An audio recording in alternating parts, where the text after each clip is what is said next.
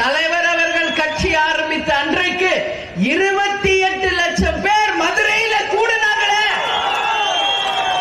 எங்கேயாவது ஒரு சின்ன அசம்பாவது இதுவரைக்கும் நடந்திருக்கா? யோசிங்க.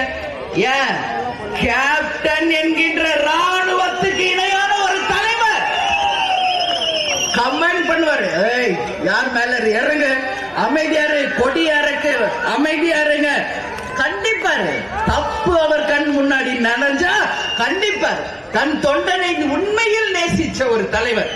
ஏன் தொண்டனுக்கு ஒண்ணுன்னா அந்த இடத்துல முதலாளாக நான் நிற்பேன் என்று சொல்ற. இன்னைக்கு இருக்காங்களே, பேசுறது மட்டும் சினிமா வசனம், அடுத்த நிமிஷம் பிளைட் பிடிச்சி வீட்டுக்குள்ள போனவர இப்ப வரைக்கும் வெளியே வரல.